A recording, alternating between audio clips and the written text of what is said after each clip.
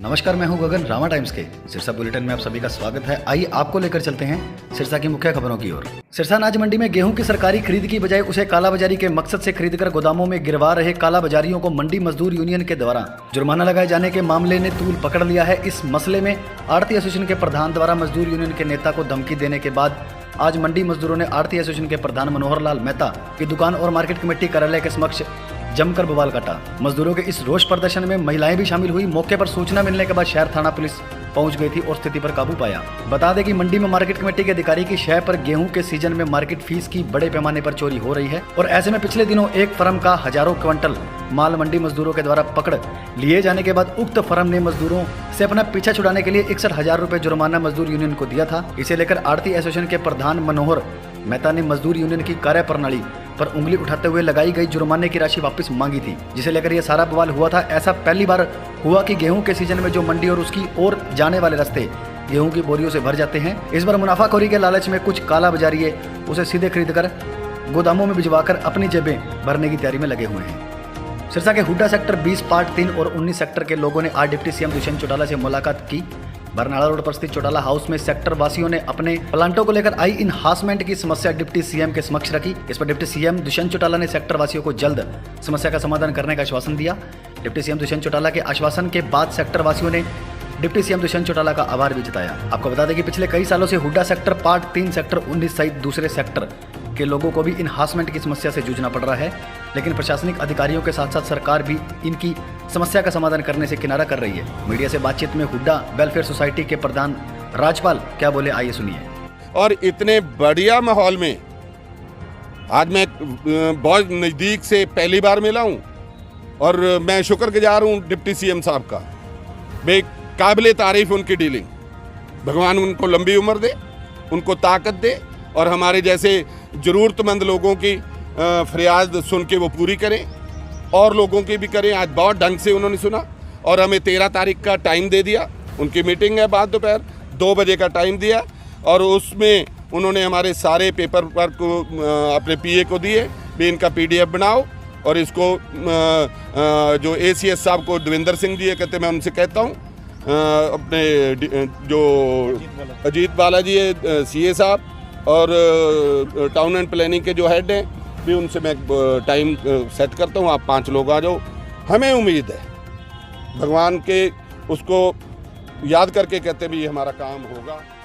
Haryana state narcotic control bureau के प्रमुख अतिरिक्त पुलिस महानिदेशक श्रीकांत यादव के नेतृत्व में नशे के खिलाफ चलाए जा रहे विशेष अभियान की सफलता के लिए आमजन का सहयोग बहुत जरूरी है। इसे लेकर मुहिम चलाते हुए Haryana state narcotics control bureau की सिरसा यूनिट के सब इंस्पेक्टर कृष्ण कुमार ने कीर्तिनगर में स्थित राजकीय उच्च विद्यालय में स्कूली बच्चों को संबोधित करते हुए उन्हें नशे के प्रति जागरूक किया। कार्यक्रम की अध्यक्षता विद्यालय के मुख्याध्यापक रामेश्वर दास ने की। स्कूल मुख्याध्यापक रामेश्वर दास ने कहा कि एनसीबी की यह मुहिम सराहनीय है। हम सबको मिलकर नशे को जड़ से खत्म करने में एनसीबी का सहयोग करना चाहिए। उसके बाद सब इंस्पेक्टर कृष्ण कुमार ने कहा कि एनसीबी नशे के खिलाफ जोरदार अभियान चलाए हुए हैं, परंतु इस मुहिम की 100% सफलता के लिए आम जन का सहयोग जरूरी है।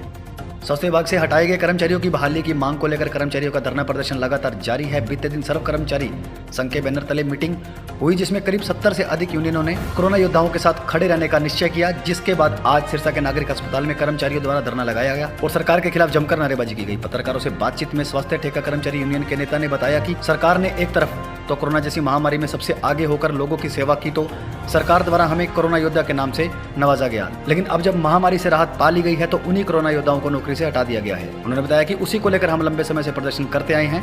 उन्होंने बताया कि हमारी केवल एक ही मांग है कि कोरोना योद्धाओं को बहाल किया जाए। उसी के चलते हम आने वाली 12 तारीख को सीएमओ को स्वास्थ्य मंत्री के नाम ज्ञापन सौंपेंगे और 17 तारीख को डीजी कार्यालय का घेराव किया जाएगा। स्वास्थ्य ठेका कर्मचारी यूनियन जिला सिरसा की तरफ से कल राज्य स्तर पे सर्व कर्मचारी संघ की मीटिंग हुई, जिसमें 70 से ज़्यादा यूनियनों ने भाग लिया।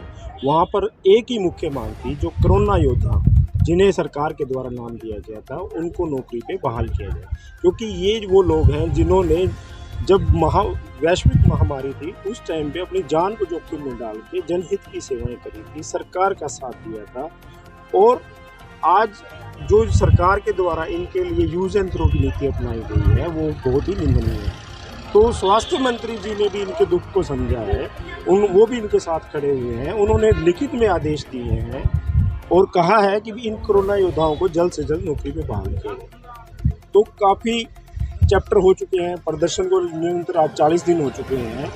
तो उसके बावजूद जो राज्य कमेटी की हमारी मीटिंग हुई सर्व कर्मचारी संघ की, उसमें मैं आपको बताना चाहूँगा 70 से ज़्यादा यूनियनों ने भाग लिया और वहाँ पर सभी ने मुख्य तौर पे सहयोग करते हुए बढ़ चढ़ कर आगे इनका साथ देने के लिए फैसला लिया गया। और वहाँ से हमारी ड्यूटी लगाई गई है, जो स्वास्थ्य ठेका कर्मचारी यूनियन की राज्य कमेटी है, हमारे पास 14,000 के आसपास स्वास्थ्य ठेका कर्मचारी यूनियन में सदस्य हैं। उसमें से जो हमारे सदस्य हैं सभी के सभी 22 के 22 जिलों में कोरोना योद्धाओं के साथ कंधे से कंधा मिलाकर खड़े रहेंगे और इसी की आगे रूपरेखा तैयार करते हुए 12 तारीख को सीएमओ को ज्ञापन दिया जाएगा। सीएमओ के माध्यम से स्वास्थ्य मंत्री को ज्ञापन दिया जाएगा। उसके बाद हम 17 तारीख को डीजी मैडम के वहाँ जाकर प्रदर्शन करेंगे। इसी के साथ आज के लिए आपसे लेते हैं अलविदा। कल फिर मिलेंगे नई खबरों के साथ।